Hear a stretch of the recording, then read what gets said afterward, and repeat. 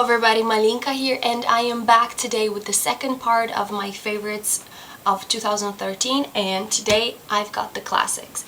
So before I go on with my books that I loved last year, I just want to mention that reading classics is very different from reading YA, reading chick lit, reading young adult or anything else, just because they were written in 200, 2000 years ago, depending what you're reading.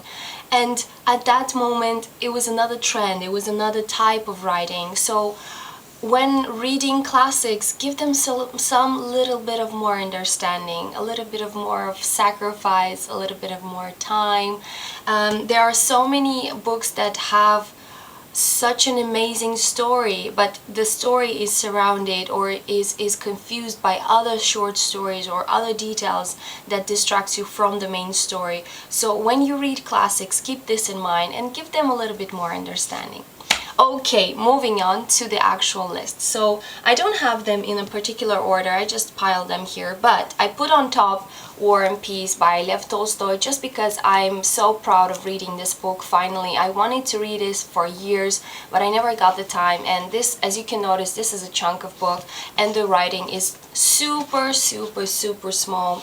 So reading it was quite an experience and I enjoyed it for the most part. Again, there were parts that I could have just crossed out. The story wouldn't have suffered without those parts, but still, I mean, the author decided that for the whole book to be complete, those parts are also necessary. So I highly recommend War and Peace if you have the time to read. It will help you meditate about life, about your values, about your principles, about who are you as a human being, what you want, how you can develop, and all that heavy stuff. By the way, classics usually touch fundamental issues or fundamental principles or problems, and this is why they probably survived through the time, because if they touch fundamental problems that people have generation after generation, the audience will be interested to read. I don't know, I guess. I don't know, I'm not sure.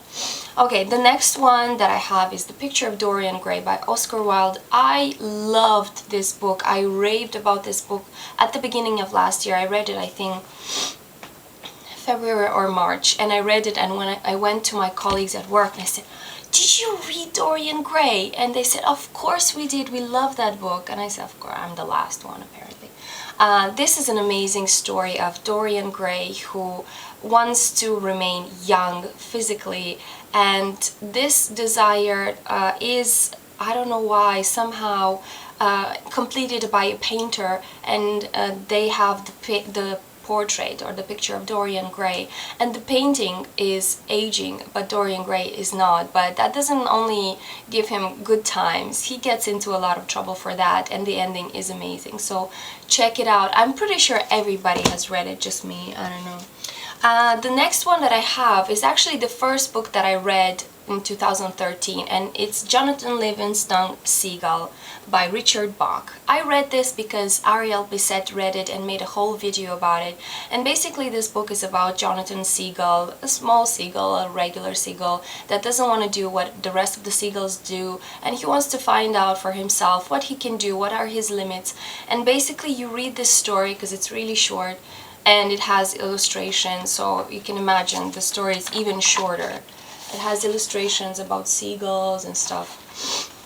So basically you read the story in, let's say, 1 hour. You take your time, you read it for 1 hour, and you meditate for the rest of the 3 hours thinking, am I Jonathan or am I just the rest of the crowd that does everything as parents or institutions or society says? So I absolutely loved this. And then I watched again Ariel's video with all her thoughts, and it was amazing. I will post her video down below so you can see it for yourself. The next book, it's a very small one, George Orwell, Animal Farm. I absolutely loved this book. It was so funny for me. The satire or parody, I don't even know what. I think it's a satire about the revolution that went wrong, and it's so funny. I know that there are some images that there are violent. Well, I went through that and I read the whole thing, and it was absolutely funny and amazing. And I will try to read more George Orwell this year because I loved it. Next one, it's Jane Austen's Emma. This is a huge book, as you can notice, and it takes a lot of time. Again, there are some parts that you can just cut and the story won't suffer, but you have to admire Jane Austen's writing. I think that at this point it became more cultivated and more interesting, because I started reading the whole Austen, also thanks to Ariel Bissett. I feel like I'm doing everything following Ariel Bissett. Oh my god, so unoriginal. Okay, never mind. So Ariel Bissett started reading the Austen Adventures, I think. I don't know. So I started reading with her all the Jane Austen books. So I started with Mansfield Park, Northanger Abbey, Pride and Prejudice. Next is Emma, and I still have Persuasion, so I'm almost there. So Emma is about, of course, Emma. It just follows the psychological and moral development of Emma, and for me it was really interesting to read. Of course, that sometimes it was slow, but I appreciate the book so much, so much. I loved it. Jane Austen, you are getting better and better, even though you're not here with us anymore. Next, I have in line Frankenstein, Mark Shelley.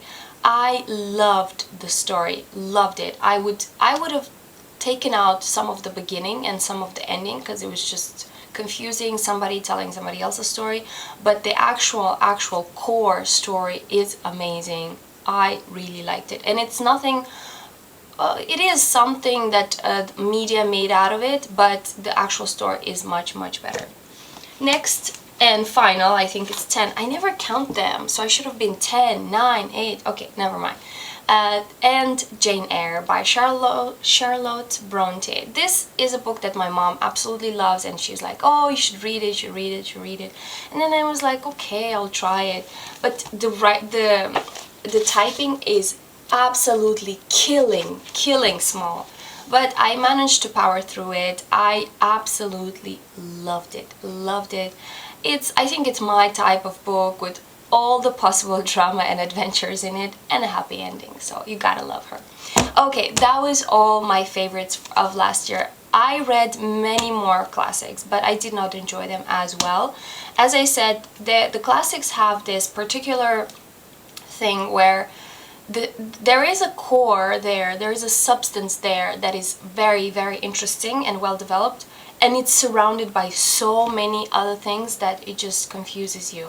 So I read many other classics last year because I read over 100 books, but these are the best. Check them out and let me know if you love them. Thank you so much. Bye.